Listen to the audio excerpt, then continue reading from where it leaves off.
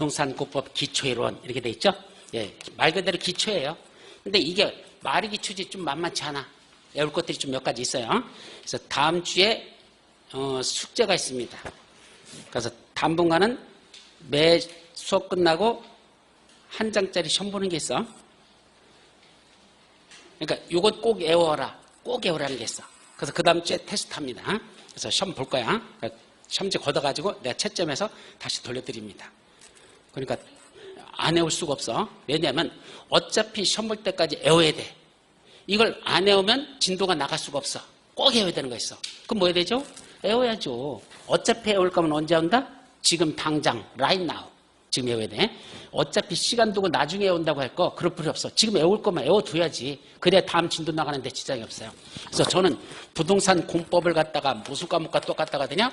공법 이꼬르 수학 이렇게 말합니다. 무슨 과목? 공법은 수학하고 똑같습니다. 그러다 보니까 어려우면 수학을 포기한 사람을 뭐라 부르죠? 수포자. 공법을 포기한 사람을 공포자라고 합니다. 수포자와 공포자는 공통점이 있습니다. 둘 다 포기를 쉽게 한다는 거. 그럼 왜 수학을 포기하죠? 수학 공부해보셔도 알잖아. 왜 포기하죠? 기초가 없어서. 앞에 걸 모르면 그 다음 걸 몰라. 그걸 모르면 그 다음 걸 몰라. 그걸 모르면 또 그 다음 걸 몰라. 그러니까 올라가다가 어느 단계를 공부를 안 해버리면 그 다음부터는 다 포기해버려. 그게 수학입니다. 그죠? 논리적으로 수학은 쭉 전행되기 때문에 한 단계를 건너뛴다는 게 있을 수 없어. 모두 마찬가지죠? 공법도 마찬가지입니다. 요 다음 거, 요 다음 거, 요 다음 거, 요 다음 거. 이걸 올라가야 되지. 요걸 하다가 이걸 포기하고 그 다음 거 올라가잖아요? 이걸 안 했으면 이걸 이해를 못 해. 그러니까 결국은 보면 볼수록 처음 들어보는 것 같고 이게 무슨 말인지 이해가 안 돼. 포기합니다. 아셨죠? 그럼 뭐 하는 수밖에 없다? 꼭 외워야 될 필수들이 있어. 이렇게 올라가면서 필수적인 것들. 이거는 시험을 볼 수밖에 없습니다. 왜냐면 백날 강의하면 뭐합니까? 지가 공부 안 하면은 그것도 하나만 하지. 맞죠? 강의한 걸 누가 소화시켜야 돼? 소화는 여러분이 시키는 거지 내가 소화시키는 거 아니야. 저는 여러분들에게 밥상만 차려주는 거야. 드시고 소화시켜서 내 몸의 일부가 되는 건 여러분들이 해야 될 일이지 내가 해줄 수 있는 일이 아니야. 근데 내버려 두니까 하시더냐? 우리 집에 있는 딸내미하고 똑같습니다. 공부 지지리 안 하는 건 마찬가지입니다. 수업만 들을 뿐이지 지가 집에서 복습을 안 하셔. 그래서 뭐 하는 수밖에 없어? 시험을 보면 돼. 그리고 시험을 보면 돼. 그럼 뭐 하죠? 또 나이는 드셔가지고 뭐는 있어? 자존심 있잖아. 쪽팔리면 아시잖아. 그러니까 뭐 하죠? 공부할 수밖에 없어. 그렇다고 사람들한테 창피당할 수는 없으니까 공부를 하시더라고. 그래서 뭐 하는 게 최선이다? 정말로 외워야 될 중요한 것들. 요거는 매주 간단하게 쪽지 시험으로 다 볼 거야. 그렇다면 뭐 이만큼씩 외우라고 안 해. 외우라는 거 딱 몇 개만 주어져. 2개, 3개, 2개, 3개. 요것만 좀. 오늘은 요것만 꼭 외우십시오. 요거는 다음 주에 시험 봅니다. 말씀드릴 거니까 그것만 정리해 오시면 그 다음 주에 시험 보고 성적 괜찮아요? 또 시험 볼 겁니다. 언제까지? 그거 다 맞출 때까지. 아셨죠? 그러니까 나머지 공부 시킬 거야. 그러니까 그렇게만 공부하시면 충분하다. 그래서 공법은 초기에 외우라는 것들 꼭 외우시고 그러면서 쫓아오면 공법도 그렇게 어렵잖아요. 어느 정도 하다 보면 재밌는 과목이야 사실은. 근데 그걸 안 하고선 건너뛰려다 보니까 안 되죠. 역사 과목은 건너뛰어도 돼. 그죠? 삼국시대 모른다고 조선시대 공부 못합니까? 저기 김유신 장군 모른다고 이성계 공부 못합니까? 아니잖아. 김유신 장군 몰라도 이성계 공부할 수 있잖아. 그죠? 역사는 중간 아무 때나 공부해도 돼. 관계없어. 근데 뭐는? 공법은 그렇지 않아. 앞에 걸 모르면 그 다음 걸 모르고 그걸 모르면 그 다음 걸 몰라. 그래서 이게 연결되어 있다는 거. 그래서 꼭 정리하는 것만 쫓아오셔야 공법을 포기하지 않는 자가 되지. 그렇지 않으면 수학과 똑같이 중간에 포기할 수밖에 없는 게 공법이라는 걸 먼저 말씀드리죠. 아셨죠? 그럼 기초일이라는 게 바로 가장 기본적인 거로서 이거 꼭 알아야 돼. 이거 모르면 공법 진도 나갈 수가 없어. 그래서 기초일이라고 한 겁니다. 여기 뭐 콩나물에 물을 주면 물은 다 빠지지만 그래도 콩나물은 무럭무럭 자란다. 뭐 긴 설명 필요 없죠? 맞는 말이죠? 진리입니다. 여러분들 머릿속에 뒤져라고 집어넣는 거 다 빠져나가지만 어딘가가 그게 살아서 여러분에게 양식이 되고 있다는 거 그렇게 이해하시면 됩니다. 자, 그럼 제일 먼저 부동산 공법이 무엇인지 개념부터 간단히 정리하자. 부동산 공법이란 한마디로 말하면 행정청인 국가나 지방자치단체가 국민들이 가지고 있는 토지나 건축물 같은 뭐에 대해서 부동산에 대해서 야, 네 마음대로 하지 마라고 뭐 한다? 규제하는 걸 뭐라 그런다? 부동산 공법이라 합니다. 즉 규제법이에요. 규제법. 너희들이 갖고 있는 토지 건축물 있잖아. 네 거야? 네 맘대로 해도 돼? 안 돼. 여기다가는 이런 건축물만 건축해. 건물 질 때도 이런 구조로 지어야 돼. 너무 크게 짓지 마. 등등 규제하는 내용을 뭐라 한다? 부동산 공법이라고 하죠. 그럼 규제법의 특성은 뭐더냐? 바로 처벌 규정이 있어요. 처벌 규정. 즉 위반한 자 하지 마 그랬는데 이것만 해 그랬는데 그걸 위반한 자가 있어. 뭐 할까? 반드시 징역형, 벌금형, 과태료 등 그런 처벌 규정을 두고 있는 걸 뭐라 부르자? 부동산 공법. 그래서 부동산 공법 하면 뭐가 떠오른다? 부동산에 대해서 마음대로 하지 말라고 뭐 하는 거? 규제하는 법. 이걸 부동산 공법을 한다. 그럼 이 규제법이 몇 개나 있을까? 현재 우리나라에 약 150개 정도가 있습니다. 엄청나게 많습니다. 법률이 몇 개 되냐? 1,500개가 넘습니다. 1,500개 넘는 법률 중에 약 10%가 10개 중에 하나 정도가 뭐다? 부동산 공법이라고 하는 것들입니다. 그럼 150개를 다 시험 본다면 공부할 수 있어요? 150개? 말이 안 되죠. 그래서 우리 공인중개사 시험에서는 몇 개만 보자? 6개만 공인중개사 시험에서는 부동산 공법이라고 택해놓고 그중에 6개만 뽑아놓고 이것만 공인중개사 시험에서는 시험 보자. 그래서 몇 개 법률? 6개 법률만 시험 보고 있습니다. 그럼 6개가 뭘까? 첫째, 국토의 계획 및 이용에 관한 법률. 두 번째, 도시개발법. 세 번째, 도시 및 주거환경 정비법. 네 번째, 주택법. 다섯 번째, 건축법. 마지막, 농지법. 몇 개? 6개. 다시 한번. 첫 번째가 뭐라고요? 크게 목소리 내서 한번 해봐. 시작. 두 번째. 세 번째. 그거 봐, 혀도 안 돌아가잖아. 세 번째. 네 번째. 다섯 번째. 마지막. 왜 발음을 해보라고 시키는지 아십니까? 여러분들이 공부하는 방법 중에 하나, 꼭 어린애같이 시키지만은 눈으로 읽는 거하고 입으로 내는 거하고 어마어마한 차이가 납니다. 어떤 차이가 나는지 아십니까? 여러분들이 나중에 공부를 했다고 생각했어. 이거 외웠다고 생각해. 근데 외웠다고 하는 걸 머릿속에서 생각하면 외워진 것 같아. 막상 입으로 그걸 발음해 보십시오. 발음이 나오지 않으면 암기하지 못한 겁니다. 맞아요? 그래 안 그래? 입으로 발음이 안 나오는데 어떻게 그게 머릿속에 외워진 거야? 안 외워진 거야지. 그러니까 공부할 때는 어떻게 한단다? 소리내서 발음을 하십시오. 입으로 다 외우는 건 머리로 외우는 게 아니에요. 뭘 외우는 건지 아십니까? 입으로 외우는 겁니다. 처음 들어보죠? 이런 말은. 머리로 외우는 게 아니에요. 입으로 외우는 겁니다. 내 입에서 발음이 될 때 외워진 거지 입으로 발음이 안 된다는 건 외워지지 않은 거와 똑같다는 얘기입니다. 맞아요? 네. 나중에 봤어. 첫 번째 법률이 뭐랬죠? 보지 말고 그냥 발음해봐. 혀가 안 돌아가잖아. 그 뭐야? 외워지지 않았다는 증거입니다. 발음이 나오면 외워진 거고 발음이 안 나오면 안 외워진 거라는 얘기입니다. 맞아 그래? 틀려 맞아? 맞아요 내 말이. 나중에 여러분들이 공부했다고 생각했잖아. 근데 이 내용이 진짜 외워졌는지는 책 딱 펴놓고 고개 들어. 그러고서 뭐죠? 이걸 발음을 해봐. 도시군 기본계획이란 특광, 특시특도 시군의 관역에 대해서 공간구조와 장기발전망을 제시하는 종합계획으로서 도시군 관리계 수립에 기본이 된다. 뭐 이렇게 발음이 쭉 나오면 공부가 된 거고 하다가 중간에 막혀버렸어. 발음이 안 돼. 그거는 거기 외워지지 않았다는 증거입니다. 그래 안 그래? 맞죠? 그러니까 공부가 됐는지 안 됐는지 검증하는 방법은 내가 발음을 해보라는 얘기입니다. 막힌 부분 있죠? 소리내서 더 크게 고개를 읽으십시오. 소리를 내서 보라는 얘기야. 그럼 뭐 한다? 머릿속에 훨씬 더 그게 기억이 오래갑니다. 즉 눈으로 외우는 게 아니라 뭘 외운다? 발음, 입으로 외운다는 얘기입니다. 이 입이 발음이 안 되면 외워지지 않은 거다. 그래서 저도요 외울 때 많잖아요. 외울 게 많잖아. 개정되면 외워야 되잖아. 그거 어떻게 하는지 아십니까? 밤바닥을 걸어 다닙니다. 걸어 다니면서 말도 합니다. 혼자 떠듭니다. 왜? 외워야지 강의를 해야 될 거 아니야. 외우지 못했는데 나도 어떻게 강의해. 그러니까 그냥 걸어 다니면서 외우는 거야. 발음하는 거야. 해보는 거야. 해봐서 발음이 되면 외워진 거고 그게 말이 안 나오면 안 외워진 거죠. 그래 안 그래요? 여러분들도 머릿속에 들었는지 아닌지는 내가 발음을 해봐서 발음이 돼야 그게 외워진 것이다. 맞죠? 그래서 가급적 자꾸 뭐 해야 된다? 말로다가 소리내서 읽어라. 이것이 최선이다. 나이가 먹을수록 특히 더 중요합니다. 아셨죠? 절대로 뭐를 외우는 게 아니라 입을 외우는 것이다. 라는 걸 명심하시고 자꾸 발음하자. 몇 개? 6개 법률. 자, 그 중에 시험 문제는 아까 몇 문제씩 난다겠죠? 국토의 개미 유연한 법률에서 12문제. 그 다음에 도시개발법 6개, 도시및중앙형 점유법 6문제, 주택법 7문제, 건축법 7문제, 농지법 2문제입니다. 각각. 자, 그 중에 출제 순서는 이렇게 냅니다. 41번부터 52번까지가 12문제 요거야. 53번부터 이제 요거. 그 다음에 69번부터, 그 다음에 마지막 79번, 80번 문제가 농지법. 순서대로 이렇게 냅니다. 근데 강의할 때는요, 요렇게 순서 시험 문제는 요 순서대로 나, 요렇게 나, 순서대로. 그런데 강의는 건축법을 먼저 강의합니다.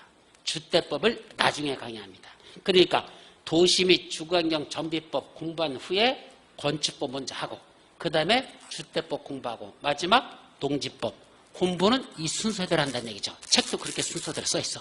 근데 실제 시험 문제는 주택법을 먼저 7문제 내고, 건축법 7문제 내고, 마지막 농지법 2문제가 난다. 아셨죠? 그래서 첫 문제하고 우리 강의하는 순서가 이게 서로 바뀐다고만 이거 하나만 정리하면 되고. 그럼 그 중에 첫 번째, 국토의 개미 유기에 관한 법률. 이 뜻이 뭐죠? 법률 자체 제목에 그 내용이 다 들어있는 거야, 사실은. 제목이니까. 뭐가 들어있죠? 국토. 우리나라 땅덩어리. 국토죠? 우리나라 땅에 대해서 뭐부터 하고?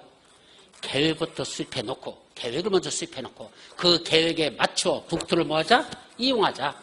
국토에다가 계획을 수립해놓고, 계획대로 이용하자.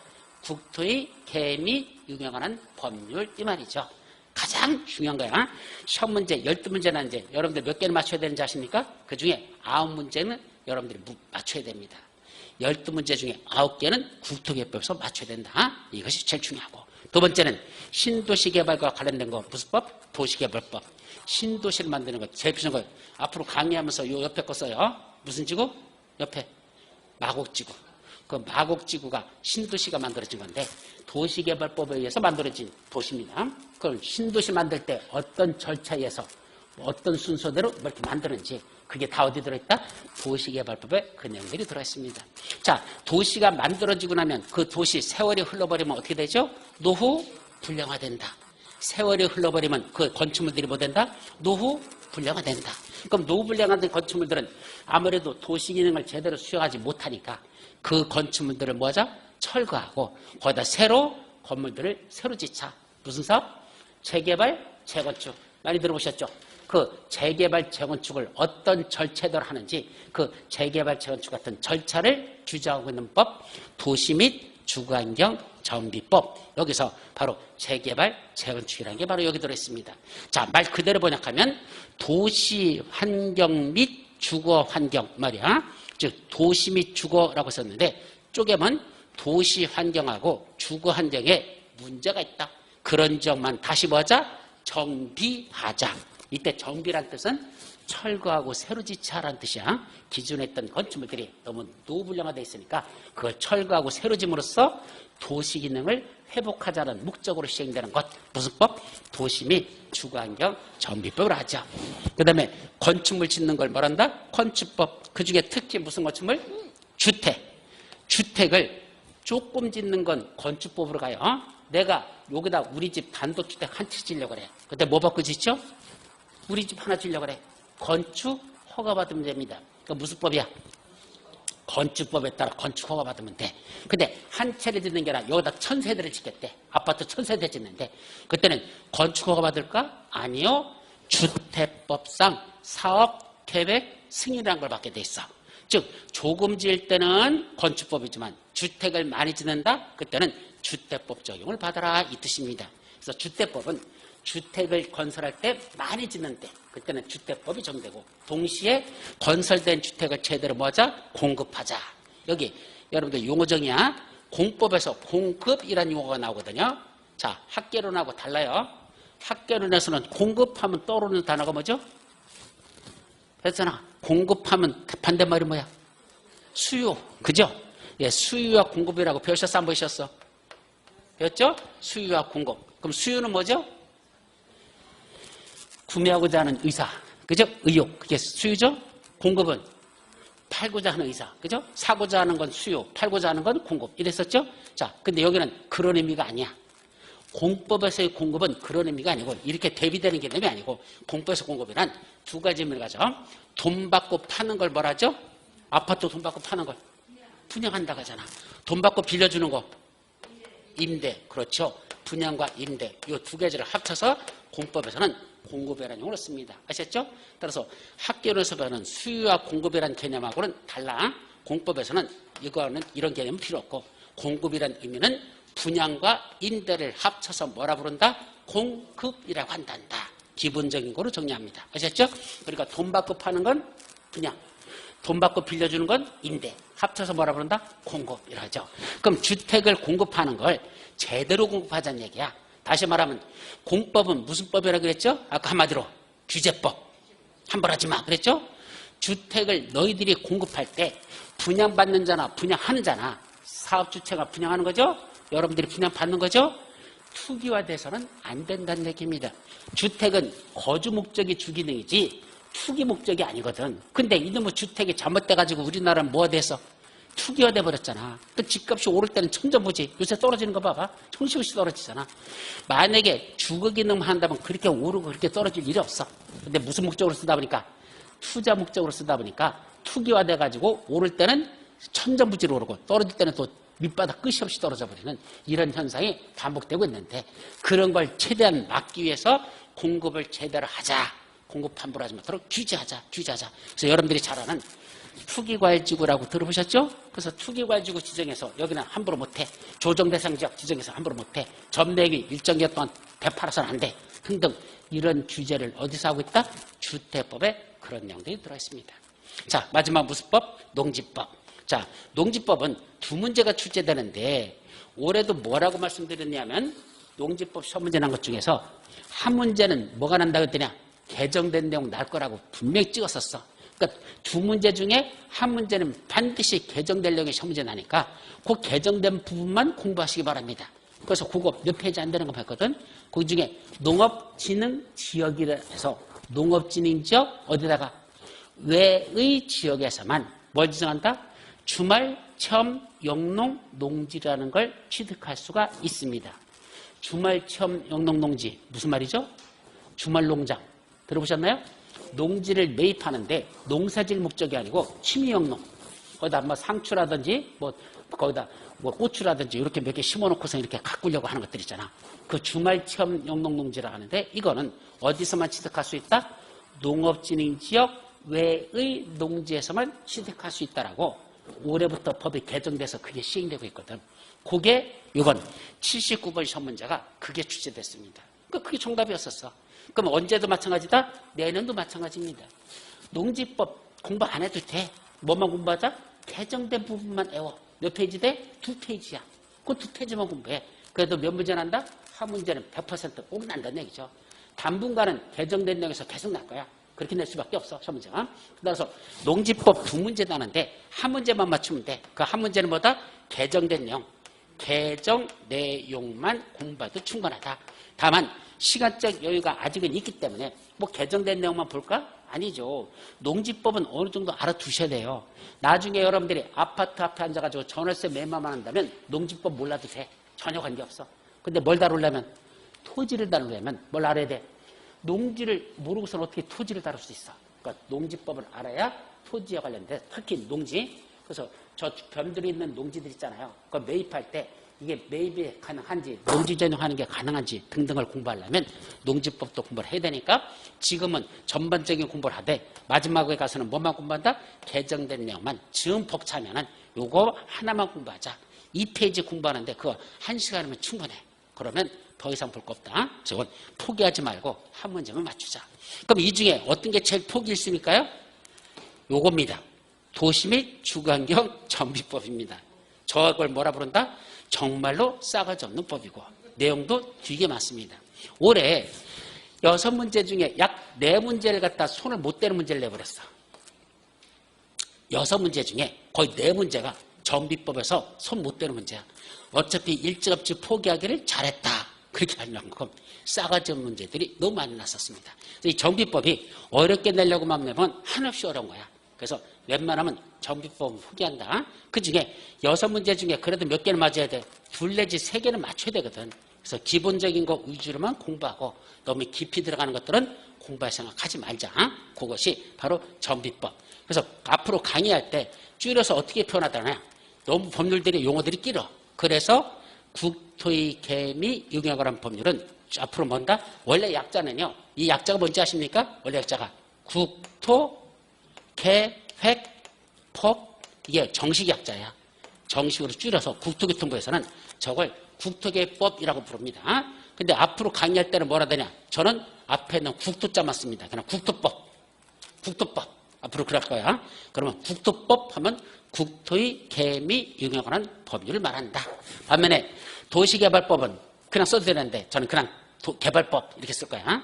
또 도시 및 주거환경 정비법 모른다? 맨 마지막 거 정비법 이렇게 쓸 거야. 간단하게. 원래 정식은 도시정비법이에요. 또 정식 명칭은 도시정비법 하고 돼 있는데 또 더 줄여서 그냥 정비법 이렇게 말하고 말자. 주택법은 뭐 줄일 수가 없잖아. 주법, 태법 그건 아니잖아. 그죠? 뭐 이걸 더 줄이려고 하면 그 말이 안 되고 그냥 주택법, 건축법, 농지법은 그냥 쓴다. 그래서 시험 문제는 요거는 한 문제는 공부하면 되고 이거는 몇 가지만 찍어서 정리하고 그 밖에 나머지들은 포기하라. 그렇게 전략으로 갈 겁니다. 그 다음에 제일 중요한 건 무수법, 국토의 개미 연합법률. 이거는 12문제 중에 9개는 맞춰야 돼. 그래야 60점 넘어가는데 전혀 지장 없어. 그러니까 저건 집중적으로 공부하도록 할 겁니다. 아셨죠? 그래서 도시개발법은 그렇게 어렵지 않아요. 올해는 도시개발법이 효자했었어. 그래도 쉽게 냈어. 6문제 중에 5개 정도는 접근할 수 있도록 냈었으니까 그래도 가장 이거는 쉽게 냈었다. 자, 그렇게 하라고 죠. 주택법하고 건축법은 각각 7문제씩 나기 때문에 이건 포기할 수가 없습니다. 볼 수 있는 데까지는 보도록 하자. 하셨죠? 이런 전략으로 공부가 하면 될 거다라고 말씀드리죠. 자, 이제 크게 두 번째로서는 그럼 부동산 공법도 무슨 과목이죠? 법과목입니다. 자, 민법도 법과목이죠. 중개사법도 법과목. 그 다음에 공시법도 법과목. 그죠? 그 다음에 세법도 법과목이죠. 그럼 법과목 아닌 건 하나밖에 없죠. 무슨 법? 무슨 과목? 부동산 학개론. 학개론만 학문이죠. 그건 학문이야. 법이 아니야. 근데 사실은 그 중에 한 문제는 꼭 공법 시험 문제가 나. 나는 그 출제 의도를 진짜 모르겠어. 왜 부동산 학개론다 공법 문제를 한 문제를 꼭 내는 거지. 그것도 또 용도지역, 용도지구, 용도구역. 특히 용도지역. 거기서 한 문제를 꼭 거기서 내고 있어. 그래서 나는 학개론다 굳이 그걸 내는 이유를 지금도 모르겠어. 공법 시험 문제 따로 있는데 왜 학개론다 그걸 내는지. 어쨌든 학개론은 법이 아니다. 학문과 관련된 내용이다. 그거 빼놓고는 나머지는 다 뭐죠? 법입니다. 그럼 법은 어떻게 이루어질까? 법의 체계에 대해서 기본적인 정리를 하셔야 됩니다. 자, 법은 크게 뭐로 나눠지죠? 법 해놓고 성문법, 불문법 이렇게 나눠집니다. 성문법이 뭐죠? 성문법. 한자로 쓰면 일성자야. 성, 그럴 문자, 법법자. 문장으로 이루어져 있는 법이다. 이 말이야. 성문법. 문장으로 이루어져 있는 법, 성문법. 그러니까 단어로 다 제1조, 제2조, 3조 이런 식으로 써놓은 것이 성문법이야. 반면에 불문법. 문서화되어 있지 아니한 법, 불, 아닐 불자에다가 그럴 문자에다가 법법자, 문서로 이루어지지 아니한 법, 불문법이라 하죠. 근데 불문법은 우리 공법에서는 시험하고 아무 관계가 없습니다. 불문법은 몰라도 돼. 공법에서는 관계없어. 민법에서만 나중에 관습법상, 법정지상권 어쩌고저쩌고 뭐 이런 것들 나와. 거기서나 불문법이 필요할까? 공법은 필요가 없다. 그럼 뭐만 해보면 되죠? 성문법, 이것만 공부하면 됩니다. 그럼 성문법으로 되어 있는 건 또 법이 몇 가지 되냐? 4가지로 나눠집니다.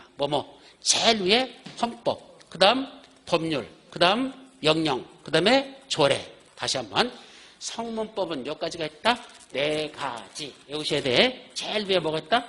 헌법, 두 번째 법률, 세 번째 명령, 마지막 조례. 이게 다 뭐다? 법입니다. 법.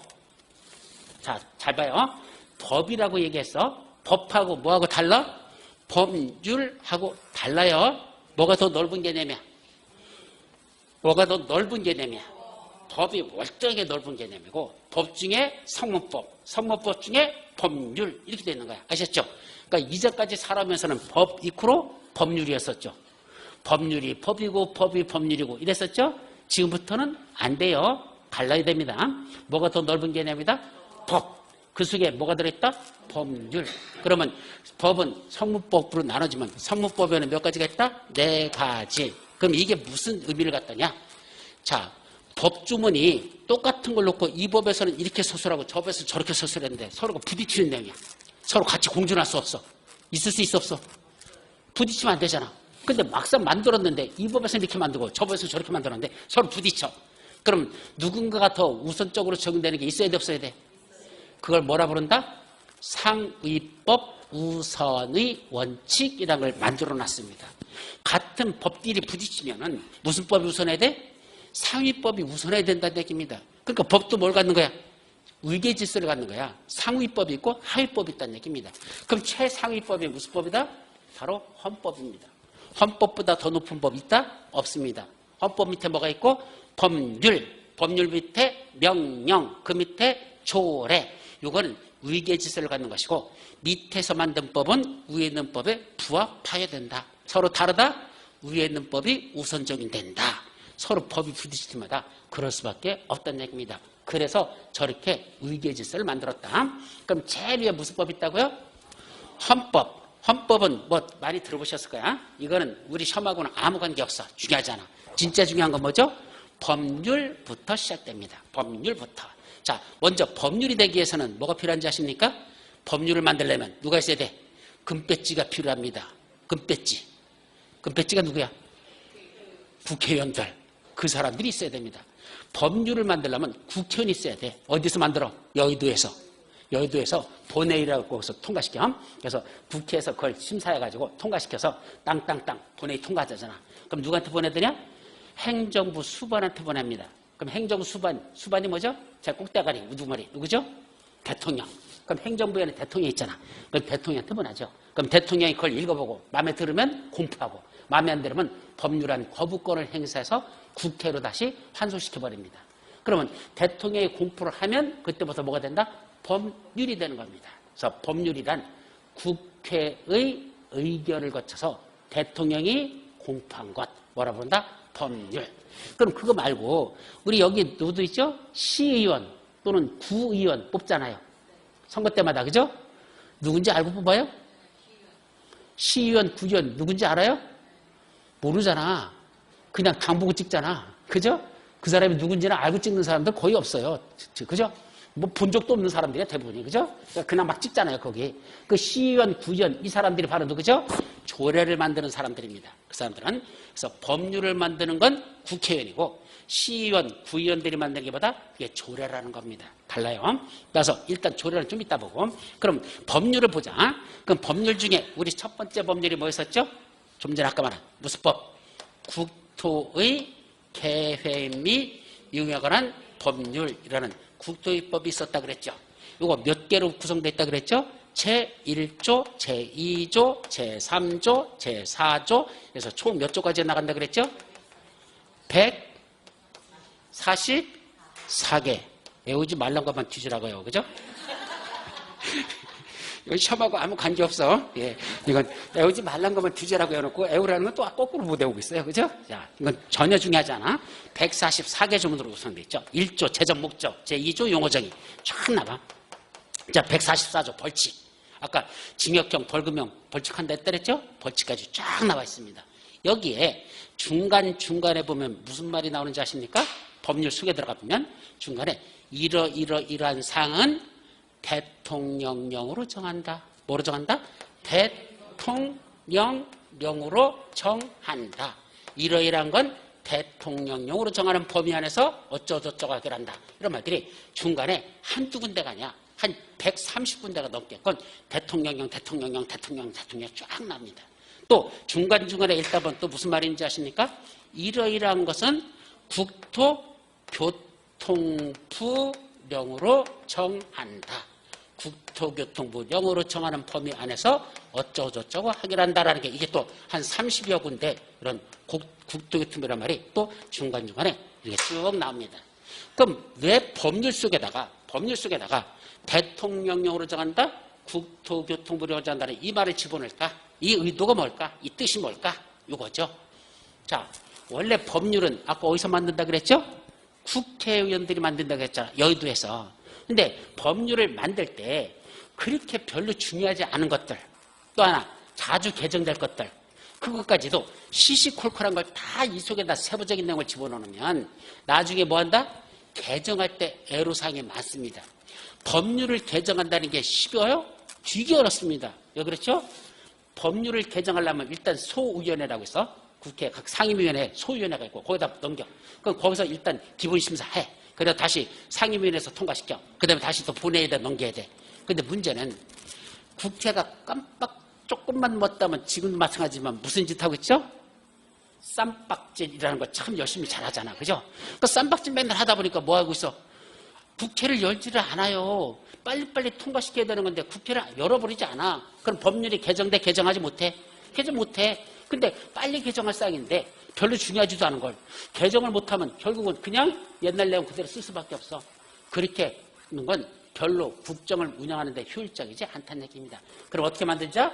너무 그렇게 중요하지 않은 것들, 자주 개정할 것들, 이것까지 시시콜콜하게 법률에다 내용 다 집어넣지 말고 요러요러한 세부적인 사항은 야 누가 만들어? 대통령, 네가 법을 만들어. 누구한테? 대통령한테 법률이 위임하는 거야. 내가 법률이야? 그럼 쭉 내용 만들어. 하면서 봐. 이런 건 세부적인 건 우리 국회에서 만들지 말고 야 대통령 너한테 위임해 줄게. 이건 네가 세부적인 거 만들어. 또 요러요러한 더 세부적인 거. 이거는 대통령까지 올라갈 것도 없어. 우리나라 국토와 관련된 최고 장관이 누구죠? 국토 관련된 장관. 그랬더니 원희룡 이렇게 말하더라고. 예. 틀린 건 아니야. 원희룡이 누구죠? 원희룡. 모르지. 국토교통부 장관이야. 그죠? 그럼 국토교통부 장관 위임하는 거야. 이러이러한 세부적인 사항은 대통령 네가 만들고 더 세부적인 건 장관 네가 만들어. 그 이제 국토 관련된 장관, 국토교통부 장관 네가 만들어.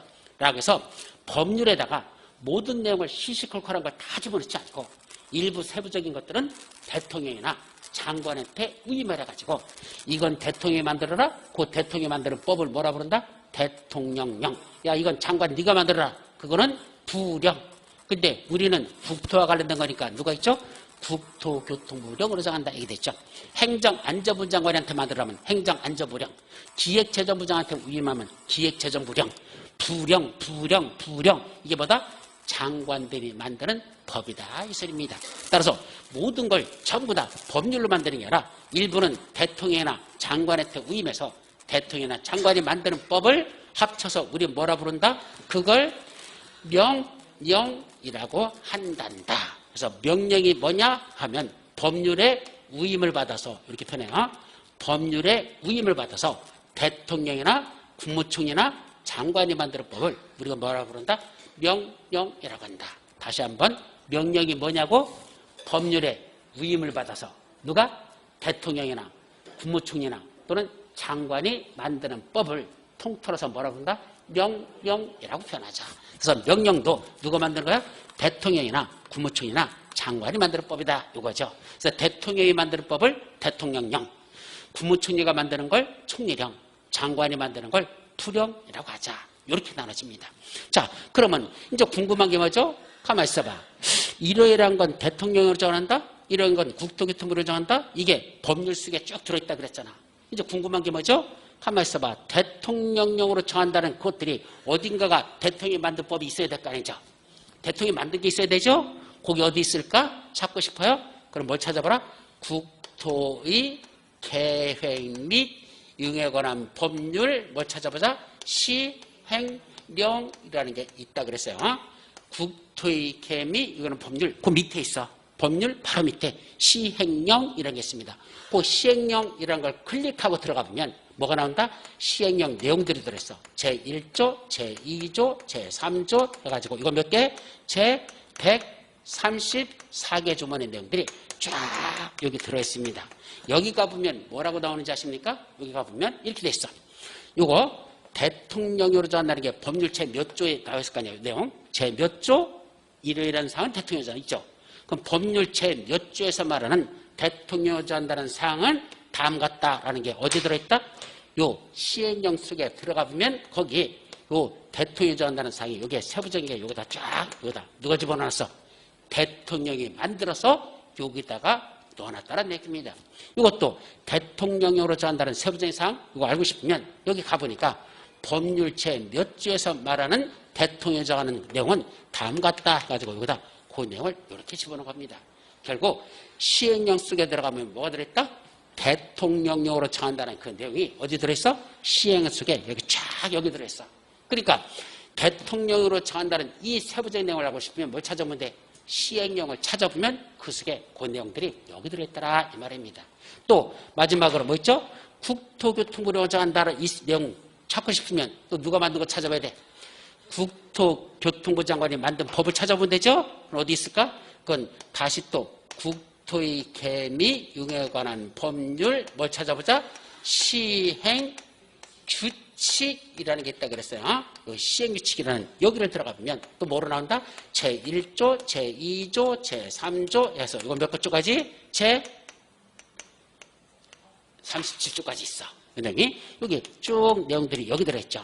여기에 가보면 이 시행규칙 속에 누가 만들어 놓은 거 국토교통부장님 만든 내용이 여기 가보면 그 내용이 여기 쪼로록 여기 들어있고 국토교통부를 전한다는 내용이 어디 들어있어? 여기 가면 여기 쪼로록 그 내용들이 여기 들어있다는 얘기입니다.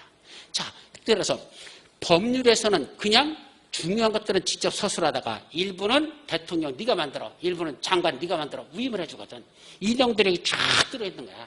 그럼 시험은 요것만 낼까? 아니요. 우리 시험범위는 요것만 내용의 시험범위에 넣어보는 게 아니고 대통령이 전하는 세부적인 내용들은 시행령 있죠? 이것도 시험범위고 시행규칙에 있는 내용 있죠? 이것도 우리 시험범위라는 얘기입니다. 그러니까 시험은 하나의 법률 속에 세 개를 시험 보는 거예요. 우리는 이 세 가지가 다 들어있는 거야. 6개 법률이 다 이런 식으로 만들어진다 얘기입니다. 아셨죠? 그래서 시험 공부는 이걸 다 공부할 수밖에 없죠. 따라서 뭐가 시험범위다? 우리 시험은 여기 다시 돌아서 법률만 시험범위가 아니고 명령까지도 시험범위 이거 두 가지를 합쳐서 다 우리 시험범위로 집어넣은 겁니다. 그래서 여기 용어 법률과 명령을 합쳐서 뭐라 부른다? 법령이라고 하자. 뭐하고 뭐를 합쳐서 법률 플러스 명령 합치면 뭐가 나온다? 법령. 이거야. 법자고 명자 쓴 거야. 앞자고 끝자만 따서 법령이라고 하자. 그 우리 시험 문제 어떻게 내는지 아십니까? 41번. 국토의 개미 융에 관한 법령상. 무엇을 하는 내용이다. 옳은 거 틀린 거. 뭐라네? 법률상 이렇게 내지 않고 법령상 무엇에 관한 내용이다. 이렇게 냅니다. 법률이 아니라 뭐라 부른다? 법령 이렇게 시험 문제를 낸다는 얘기죠. 그럼 법령이란 말을 썼다는 얘기는 무슨 의미다? 자, 시험 문제를 내는데 요 법률에 있는 내용들 있죠? 여기 있는 세부적인 요것도 지문 중에 하나로 넣을 것이고 어디 있는 것도 집어넣는다? 여기 있는 것도 지문 중에 하나 들어갈 것이고 여기 있는 것도 시험 문제 지문 중에 하나로 들어갈 거란 얘기야. 따라서 41번 문제 5개 지문 중에서 어떤 건 법률에 있는 걸 집어넣고 어떤 건 시행령에 있는 내용을 집어넣고 어떤 건 시행규칙에 있는 걸 집어넣겠다는 얘기입니다. 그러니까 그중에 옳은 거 틀린 걸 골라라. 그렇게 문제를 내기 위해서 법률 이렇게 내지 않고 법령 이렇게 낸다는 얘기입니다. 아셨죠? 6개 법률이 다 똑같습니다. 도시개발법 이렇게 안 냅니다. 도시개발 법령상 무엇에 관한 내용이다. 도시 및 주거환경 전비 법령상, 건축 법령상, 주택 법령상, 농집 법령상 이렇게 문제를 내지 법 이렇게 내지 않는다. 아셨죠? 그 말은 이 시행령, 시행규칙 있는 것도 다 시험범위니까 이 중에 옳은 걸 틀려고 하라 했었죠. 근데 아까 우리 분석한 것 중에서 이 법률에 있는 게 몇 문제나 썼죠? 예전에는 약 반 정도가 법률에 있는 내용을 지문 중에 정답인 거 보면 이게 정답이었던 게 반 정도. 시행에 들어있는 이것들이 반이었는데 올해는 시행령에 있는 게 25문제를 내버렸잖아. 훨씬 더 문항이 많아졌어요. 그리고 이거는 14개밖에 안 내고 16개밖에 안 내고 그래서 이건 거의 25개 정도가 시행령에 있는 거 위주로 냈으니까 조금 더 문제가 어려웠죠. 시행규칙에 있는 건 더 세부적인 거야. 더 복잡해요. 그러니까 여기 있는 거 낼 때는 거의 맞추기가 만만치 않습니다. 그러나 어쨌든 시행령에 있는 게 많이 난다는 건 그만큼 문제가 더 어렵다는 거. 그래서 공부할 때는 반반 정도 공부한다고 생각하면 돼요. 그래서 법률에 있는 거 반 정도 공부하고 시행에 있는 거 반 정도 공부하는 게 일반적으로 여러분들이 공부하는 패턴이라 이렇게만 이해하시면 되죠. 아셨죠? 자, 이제 세 번째 뭐가 나오죠? 조례. 그럼 조례가 뭐죠? 한마디로 지방자치단체가 만든 법. 이게 정답이야. 지방자치단체가 만든 법. 그럼 조례는 뭐가 있더냐? 시도조례, 시군구조례라고 나와. 그럼 시도조례가 뭐죠? 시도조례. 시도. 시도조례는 경기도. 그 다음에 여기는 서울특별시. 그럼 지금 시도가 어딘지 아셔요? 시도를 구체적으로 말하시오. 어디를 시도를 한다? 시도. 그때 시는 뭐야? 어디 가시죠? 서울특별시. 또 인천광역시. 또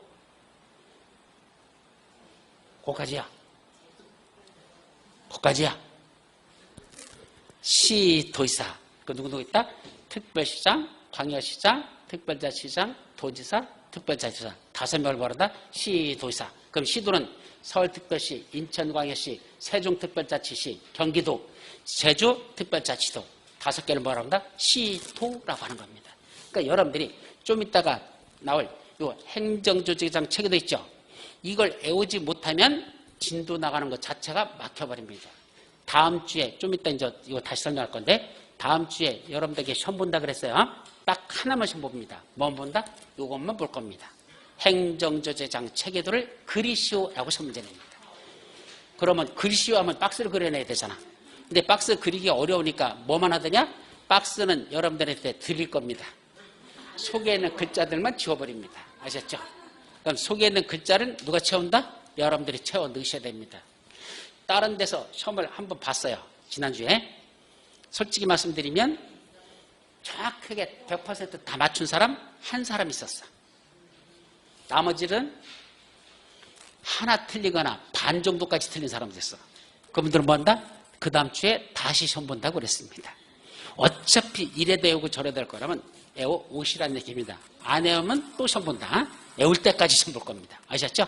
이걸 그려낼 줄 모르면 공법 전체를 모른다고 해도 과언이 아니야. 그래서 이건 좀 이따 다시 설명할 테니까 어쨌든 시도 하면은 5개를 시도라고 표현하는데 어쨌든 이런 시도에서 만들면 시도조례라고 하고 시군구에서 만들면 시군구조례라고 합니다. 그럼 보자. 예를 들어보죠. 여기 어디죠? 서울특별시 강서구 맞아요? 그럼 서울특별시에서 만든 조례는 뭐라 그런다? 서울특별시 조례라고 합니다. 반면에 강서구에서 만든 법은 뭐라 부른다? 강서구 조례라고 합니다. 그럼 여기는 몇 가지가 있어? 2가지가 같이 공존하고 있어. 뭐가? 서울특별시 조례와 강서구 조례가 같이 여러분들에게 적용되고 있다는 얘기입니다. 둘 중에 서로 내용이 부딪히면 뭐가 우선할까? 둘이 서로 내용이 달라. 똑같은 내용을 갖고 서로 법이 달라. 어디 만든 거? 서울특별시 조례하고 강서구 조례가 서로 달라. 그럼 어떻게 되죠? 서울특별시 조례가 우선한다. 아까 무슨 법 우선의 원칙? 상위법 우선의 원칙. 그래서 강서구보다는 서울특별시가 더 상위니까 그때는 서울특별시 조례가 강서구 조례보다 우선 적용한다. 이 말이죠. 아셨죠? 서로 내용이 다를 때는 그렇다는 얘기입니다. 자, 그렇기 때문에 서울특별시에서 만든 건 서울특별시 조례, 강서구에서 만든 건 강서구 조례입니다. 그럼 경기도에서 만든 건 뭐죠? 경기도 조례. 그다음에 성남시에서 만든 건 경기도 성남시 조례라고 하겠죠. 이와 같이 조례라는 건 지방자치단체가 만든 법으로서 이건 어디만 적용된다? 해당 지방자치단체에서만 적용됩니다. 서울특별시 조례는 어디는 적용할 수 없어? 경기도에는 적용할 수 없습니다. 옆에 인천광역시에도 적용할 수 없습니다. 오직 서울특별시 조례는 서울특별시에서만 적용됩니다. 아셨죠? 강서구 조례는 어디만 적용돼? 강서구에서만 적용됩니다. 넘어가서 마포구에서는 마포구 조례가 따로 있습니다. 영등포구 가면 영등포구 조례가 따로 있습니다. 아셨죠?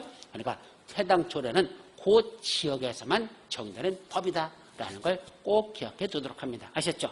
그러니까 나중에 이게 왜 중요하냐면 실무할 때 강서구 조례를 봤더니 강서구 조례는 이렇게 돼 있었어. 그래서 그렇게 해도 돼. 어디 가서 똑같이 적용했어? 영등포구 가가지고 똑같이 그걸 적용했네? 뒤집어지는 겁니다. 안 됩니다. 어디 가면 어느 법을 따르라? 로마 가면 로마법을 따르라 그랬죠. 그럼 로마 가면 로마법이고 우리나라 오면 우리나라 법 적용하고 서울 가면 서울법이고 부산 가면 부산법이지 강서구 조례를 갖다 영등포구에다 적용한다는 건 그건 안 된다. 해당 지역에서만 적용되는 법이라는 걸 뭐라고 한다? 조례라고 한단다. 따라서 성문법에는 몇 가지가 있다? 다시 성문법에는 몇 가지가 있다? 4가지. 제일 위에 뭐가 있다? 헌법 밑에 법률, 그 밑에 명령. 그 밑에 조례야 조리야? 조리는 뭐야 그럼?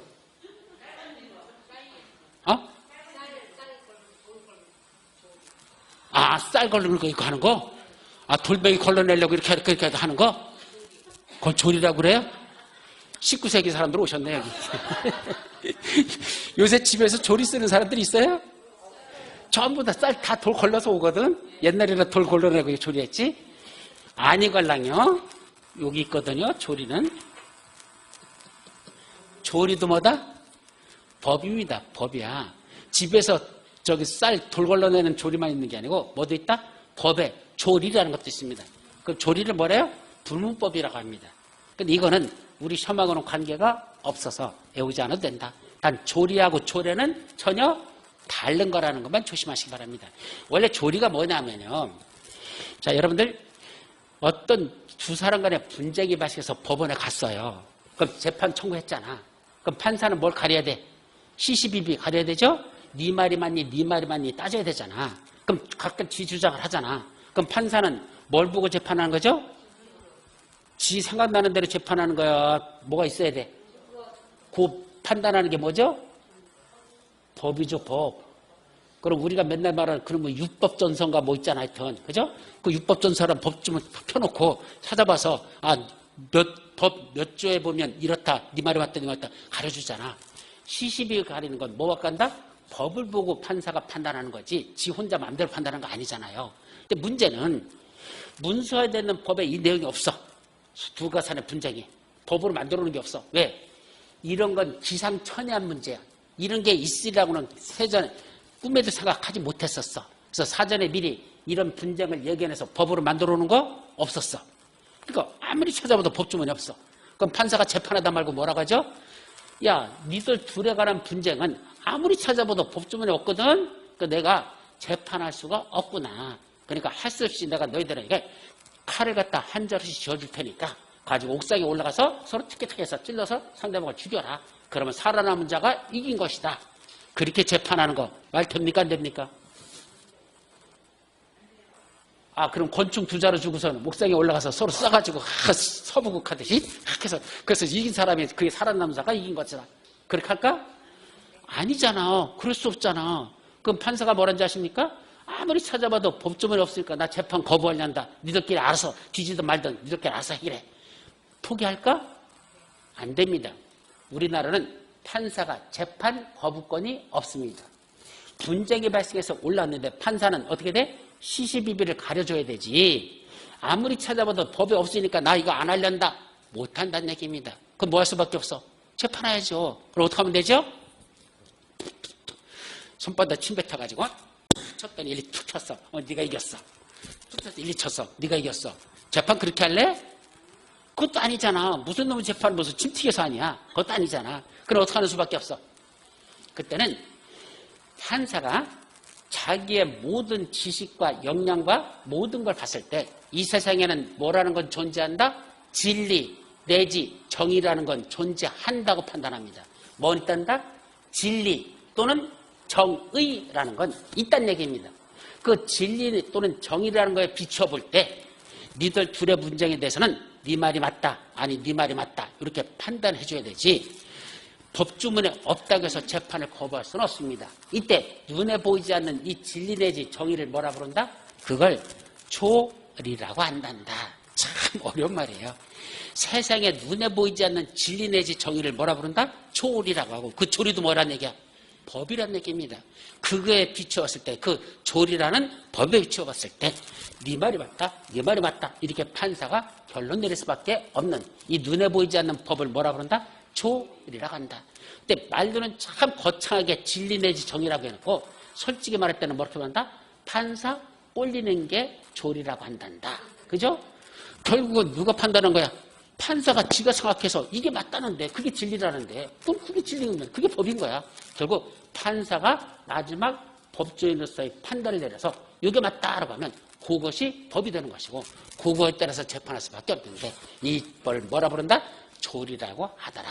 그래서 사물의 뭐 근본 법칙 뭐 이렇게 또 표현하는데 뭐 너무 어려워. 그러니까 조리는 우리하고 관계도 없어. 그런 건 몰라도 되고 우리는 뭐만 알아보면 된다? 조례라는 이것만 기억해 두시면 된다 이 소리입니다. 아셨죠? 예, 여기까지. 따라서 꼭 외워야 되는 건 다시 한번 법은 성무법과 불법으로 나눠지는데 성무법은 몇 가지가 있다? 4가지. 제류의 헌법, 밑에 법률, 밑에 명령, 마지막 조례 4가지가 있단다. 그 중에 요 법률은 밑에 보니까 뭐 있는 거? 명령이란 명령은 뭐다? 법률의 위임을 받아서 대통령이나 국무총리나 장관이 만드는 법을 명령이라고 하는데 이때 대통령이 만드는 법을 대통령령이라고 하고 국무총리가 만드는 걸 총리령이라고 하고 장관이 만드는 걸 부령이라고 한다. 그중에 우리는 부동산과 관련된 장관이 누구다? 국토교통부 장관. 국토교통부 장관이 만드는 법을 국토교통부령이라고 한단다. 그럼 구체적으로 대통령이 만드는 대통령령과 장관이 만드는 국토교통부령 요 내용이 어디 들어있는지 대통령이 만든 법, 장관이 만든 법이 어디 들어있는지 찾고 싶다? 어딜 찾아봐라? 해당하는 그 법률의 시행령, 시행규칙 요 속에 들어가 보면 그 대통령령을 만든다는 게 여기 들어있고 또 국토교통부를 정한다는 게 시행규칙 이 속에 들어있더라. 그리고 우리 시험범위는 어디가 시험범위다? 이게 다 우리 다 시험범위라는 거. 그래서 법률과 명령을 합쳐서 뭐라 부른다? 법령이라고 하자. 법률과 명령을 합쳐서 법령이라고 표현한다. 아셨죠? 여기까지. 그러면 뭐가 제일 넓은 개념이에요? 자, 마지막 정리. 법이 가장 넓은 개념이죠. 법이 제일 넓죠? 그 다음에 뭐야? 법령. 물론 성무법에서 넣으면 법령. 그 다음에 법률. 맞죠? 제일 높은 거 법. 그 다음에 법령. 그 다음에 법률. 이렇게 조금씩 법률가 줄어들어 갑니다. 아셨죠? 그래서 법률하고 법령하고 법을 구분할 줄 알아야 된다. 그래서 뭐가 제일 높다? 법. 제일 높고. 그 다음에 법령. 그 다음에 법률. 이렇게 조금씩 줄어드는 거. 눈에 보이죠? 이 정도는 기억해둬야 법에 대한 기본적인 마인드가 쌓인다. 왜냐하면 나중에 우리 책을 읽다 보면 대통령령으로 정한다 또는 도시군 계획 조례로 정한다 그럼 대통령으로 정한다고 뭐고 조례로 정한다 뭐고 국토교통부령으로 정한다 상표 나오거든. 이 말귀가 무슨 말인지 모르면 읽으면서 짜증나니까 최소한 이 정도는 알아둬야 말귀를 이해할 수 있다. 오케이? 여기까지. 자, 이제 진짜 제일 중요한 게 뭐죠? 요거 행정조직의 장 체계도. 이거는 반드시 머릿속에 넣어둬야 될 핵심 중에도 핵심입니다. 왜 그러냐면 아까 제가 부동산 공법은 무슨 법이다 그랬죠? 규제법. 맞죠? 그럼 누가 규제하는지 그걸 구분하지 못하면 안 돼요. 예를 들면 이러이러한 건 시도지사가 정한다라고 돼 있어. 그럼 시도지사가 정한다 그랬더니 시도사가 누군지를 몰라. 시도사로 정한다 했는데 시도사가 누군지를 몰라. 이러이러한 건 시장수 구청장이 정한다. 시장수 구청장이 누군지를 몰라. 그걸 못 찾는 거야 이게. 아셨죠? 또 누구도 있다? 이러이러한 세부적인 건 누구 난다? 관할 구역의 장이 정한다. 관할의 장이 누군지를 몰라. 그럼 이 사람이 저 사람 같고 저 사람이 이 사람 같고 그러면 똥이 된장이고 된장이 똥이고 그냥 아무거나 천하상에다 끌어올려라. 예, 뒤집어지는 겁니다. 그래서 누가 누구를 의미하는지를 구분하지 못하면 공법 전체가 헷갈려 버립니다. 시험 문제에서 반드시 물어요. 누구냐? 이걸 누가 하느냐? 이걸 누가 하느냐? 이거 묻거든. 근데 그게 머릿속에서 그냥 단편적으로 외워두면 이 사람이 저 사람 같고 저 사람이 이 사람 같고 막 뒤집어져요. 그래서 이걸 반드시 여러분들 머릿속에 넣어 두셔야 된다는 얘기입니다. 아셨죠? 그래서 이걸 하나씩 정리하자. 그래서 이거는 우리 다음 시간에 다시 한번 정리할 테니까 여기까지만 하고 이건 다음 주에 시험 본다 그랬어요. 직접 손으로 그려봐야 돼. 손으로 그려가면서 외워야 되지. 그렇지 않으면 이거는 못 외우면 그 다음 바로 진도 나가면서 국토이계미 여러분들 들어가면서 바로 막혀버려. 거기 보면 둘 이상의 시도에 걸칠 때는 국토교통부 지정하고 같은 돈에 있는 시군에다 지정할 때는 도의사가 지정한다. 막 처음부터 그게 튀어나오거든. 그럼 시도라는 게 무슨 말인지 시군이라는 게 무슨 말인지를 구분하지 못하면 도대체 어디다가 뭘 한다는 거지 이게 구분이 안 돼. 그래서 요거는 표를 반드시 해야 될 가장 중요한 거니까 이건 다음 시간에 다시 정리하도록 한다. 아셨죠? 네, 잠깐 쉬었다 갑니다.